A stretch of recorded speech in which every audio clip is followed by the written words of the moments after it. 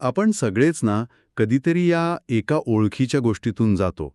म्हणजे सकाळी उठल्यावर अगदी ठाम निश्चय केलेला असतो की आजपासून रोज व्यायाम करायचाच किंवा आज दिवसभरात किमान 3 लिटर पाणी प्यायचंच. हो, अगदी. सकाळी तो संकल्प करतानाचा उत्साह खूप असतो. बरोबर ना?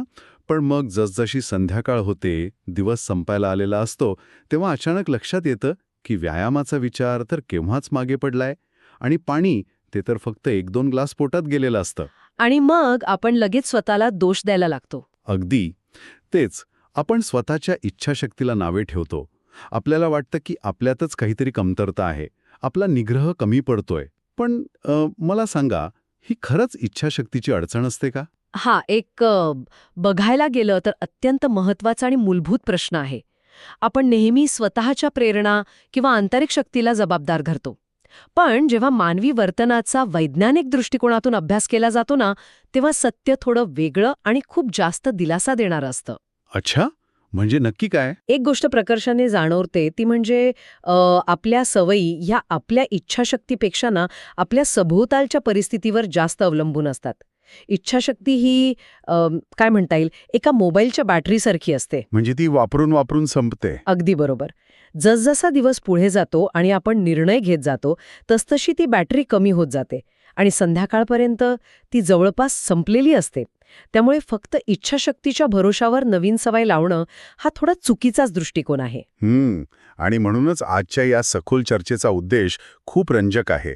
आज आपण the design of discipline visualizing atomic habits या स्रोताच्या अगदी मुळाशी जाणार आहोत. हो, आणि यात एका खूप महत्वाच्या संकल्पनेवर जोर दिलाय. बरोबर. चांगल्या सवयी नजरेत भरतील अशा कशा बनवाव्यात यावर आपण लक्ष केंद्रित करणार आहोत.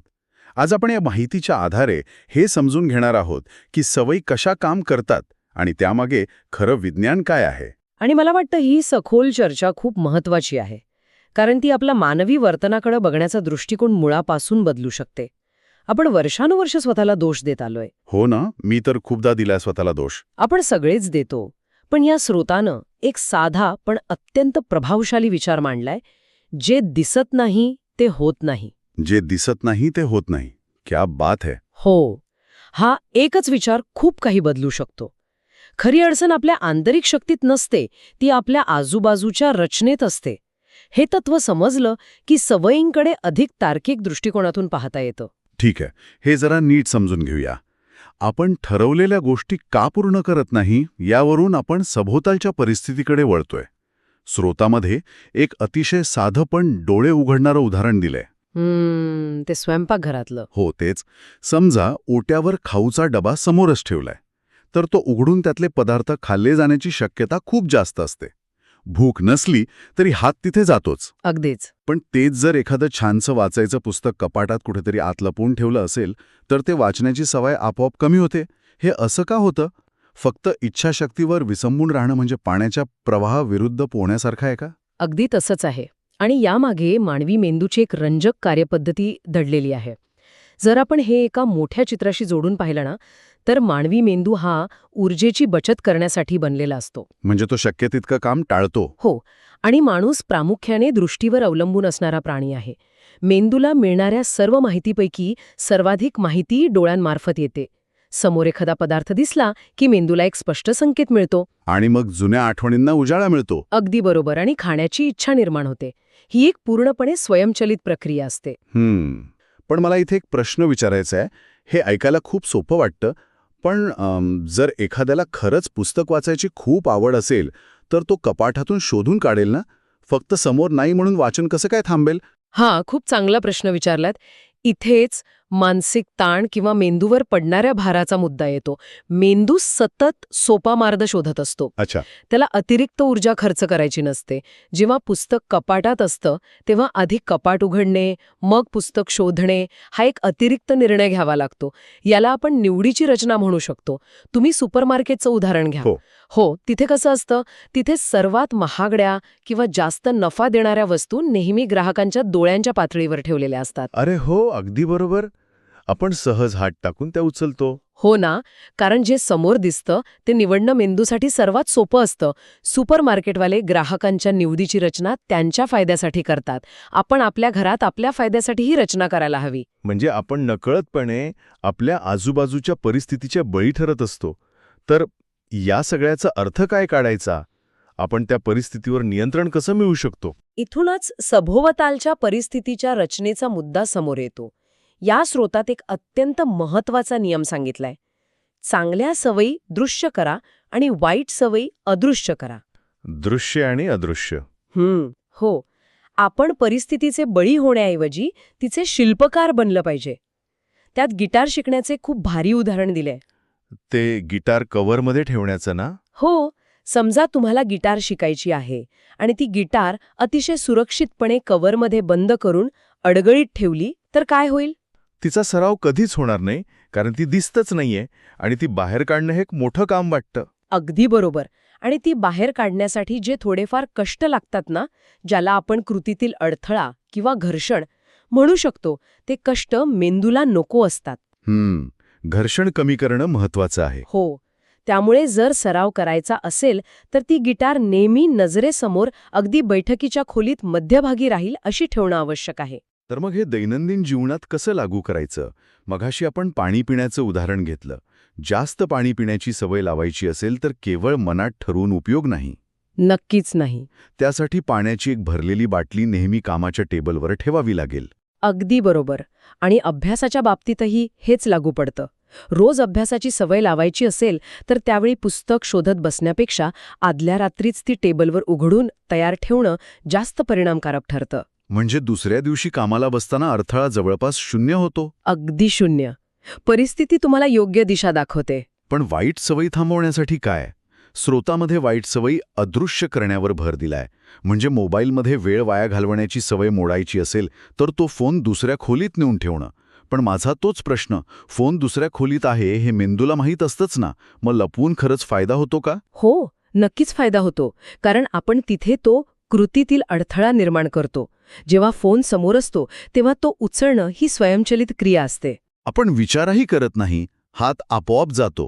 हो, पण जेव्हा फोन दुसऱ्या खोलीत असतो तेव्हा तो आणण्यासाठी जागेवरून उठावं लागतं, चालत जावं लागतं. ह्या प्रक्रियेत जे काही सेकंद लागतात ना, त्यात आपण विचार करू शकतो. अगदी तेच. त्या मोजक्या सेकंदांमध्ये मेंदू स्वतःला विचारू शकतो, खरंच मला आत्ता याची गरज आहे का? हा छोटासा अडथळा ती स्वयंचलित साखळी तोडण्यासाठी अत्यंत महत्वाचा ठरतो. हे खूपच तर्कशुद्ध आहे. म्हणजे रोज नवीन निर्णय घेण्यापेक्षा किंवा इच्छाशक्तीशी लढत बसण्यापेक्षा जागेची रचना करणं जास्त प्रभावी आहे. वस्तू तिथे नसेलच तर निर्णय घेण्याचा प्रश्नच येत नाही. अगदी तंतोतंत.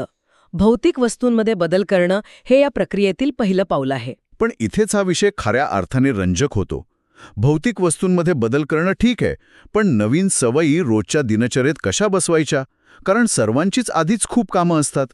इथून आपण हॅबिट स्टॅकिंग म्हणजे सवयींच्या साखळीकडे वळतो. हो, हॅबिट स्टॅकिंग ही मानवी मानसशास्त्राचा खूप खुबीने केलेला वापर आहे. यात आपण एक नवीन सवय एखाद्या जुन्या आधीपासून असलेल्या सवयीला जोडतो. मला हे चालत्या ट्रेनला एक नवीन डबा जोडण्यासारखं वाटतं. ट्रेन आधीच धावतीये, फक्त त्या वेगाचा फायदा घ्यायचा. खूप छान उपमा आहे. स्रोतामध्ये ते चहाचं उदाहरण आहे ना. चहा घेतल्यानंतर मी 5 मिनिटं वाचन करेन. चहा पिण्याची सवय पक्की आहे, त्याला फक्त वाचनाची सवय जोडायची आहे. आणि यातली सर्वात आकर्षक गोष्ट म्हणजे हे तंत्र थेट आपल्या मेंदूच्या कार्यप्रणालीशी जोडलेलं आहे. ज्या सवयी आपण आधीपासून करत असतो ना, त्यांच्यासाठी मेंदूत पक्के मज्जातंतूंचे मार्ग तयार झालेले असतात. एका पक्क्या डांबरी रस्त्यासारखे. हो, आणि नवीन सवय सुरू करणं म्हणजे एखाद्या घनदाट जंगलातून स्वतःचा रस्ता तयार करण्यासारखं. त्याला खूप मेहनत लागते. पण सवयींची साखळी केल्यामुळे आपण त्या आधीच तयार असलेल्या रस्त्यांचा वापर करतो. म्हणजे जुनी सवय ही नवीन सवय सुरू करण्यासाठी एका संकेतासारखी काम करते. बरोबर. आपण मेंदूला स्पष्टपणे सांगतो की चहा पिऊन झाला की लगेच वाचन सुरू करायचं. पण ह्या संकेतांना अधिक प्रभावी बनवण्यासाठी स्रोतामध्ये आणखी एका गोष्टीचा उल्लेख आहे, दृश्य स्वरूपातील खुणा. दृश्य खुणा म्हणजे आपण कामांची यादी किंवा मोबाईलवरचा गजर याबद्दल बोलतोय का? कामांची यादी आणि गजर हे मार्ग आहेत, पण ते पुरेसे प्रभावी ठरत नाहीत. गजर वाजला की आपण तो सहज बंद करून पुन्हा झोपू शकतो. हो, ते स्नूज बटन तर आपला सर्वात मोठा शत्रू आहे. हो ना. म्हणूनच स्रोतामध्ये सर्वात प्रभावी पद्धत सुचवली आहे आरशावर स्टिकी नोट लावणं. आज व्यायाम करायचा आहे अशी ठळक अक्षरातली चिठ्ठी. पण आरशावरच का? साधी वहीत नोंद का नाही चालत? कारण संदर्भ अत्यंत महत्वाचा असतो. आरसा ही अशी गोष्ट आहे जिच्यासमोर आपण सकाळी जातोच. तिथे लावलेली चिठ्ठी चुकण्याची शक्यता शून्य असते. खरंच की. सकाळी दात घासताना ती चिठ्ठी दिसते तेव्हा तो मेंदूसाठी एक थेट संकेत असतो. तो केवळ कागद नसतो, तर तो तुमच्या सभोवतालच्या परिस्थितीने दिलेला आदेश असतो. आणि ती अशा वेळी दिसते जेव्हा दिनचर्या नुकतीच सुरू होत असते. वहीत लिहिलेली नोंद जोपर्यंत आपण वही उघडत नाही तोपर्यंत दिसत नाही. अरे वा, हे खूपच भारी आहे. हो, अशा छोट्या दृश्य खुणा आपल्या रोजच्या जगण्यात खूप मोठा बदल घडवतात. हे खरंच विचार करायला लावणार आहे. आपण नेहमी यशासाठी मोठ्या मार्गांचा शोध घेतो, पण खरा बदल या छोट्या गोष्टींमध्ये असतो.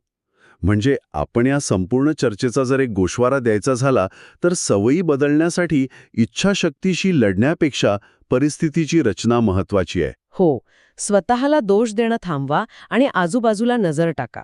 चांगल्या गोष्टी नजरेसमोर ठेवा आणि वाईट गोष्टी नजरेआड करा. आणि स्रोतातील जो सर्वात महत्वाचा विचार आहे तो म्हणजे तुमचं वातावरण तुम्हाला दिशा दाखवतं. कारण जे दिसतं तेच पुन्हा पुन्हा घडतं. त्यामुळे वातावरण स्वच्छ आणि सुटसुटीत ठेवणं आवश्यक आहे. हे अगदी 100% खरं आहे.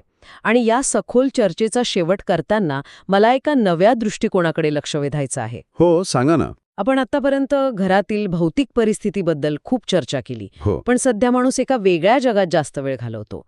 जर जे दिसतं तेच आपण करतो हा नियम असेल तर आपल्या मोबाईलच्या स्क्रीनवर दिसणाऱ्या ॲप्सचं आणि सतत येणाऱ्या नोटिफिकेशन्सचं काय? अरे बापरे, हा तर खूपच महत्वाचा मुद्दा आहे. हो ना. आपण आपलं डिजिटल वातावरण कसं डिझाईन करत आहोत ज्यामुळे आपल्या मानसिक सवयी घडत आहेत? हा प्रश्न खरंच खूप वेधक आणि विचार करायला लावणार आहे. आपण भौतिक जगात पाण्याची बाटली समोर ठेवायला शिकलो, पण आभासी जगात आपण लक्ष वेधून घेणाऱ्या गोष्टींची रचना कशी करतोय यावर आपला वेळ अवलंबून आहे. अगदी तेच. भौतिक जागा स्वच्छ करता येते, पण आपण आपलं डिजिटल विश्व किती सुटसुटीत ठेवलंय या अतिशय महत्त्वाच्या आणि विचारप्रवर्तक प्रश्नासोबतच आपण आजची ही सखोल चर्चा येथेच थांबूया. ते आभासी जग तुमच्या सवयी कशा घडवतोय यावर नक्की विचार करा. आपण पुन्हा भेटूच अशाच एका नवीन आणि कुतूहल जागृत करणाऱ्या स्रोतासोबत. लक्षात ठेवा, जे दिसतं तेच घडतं.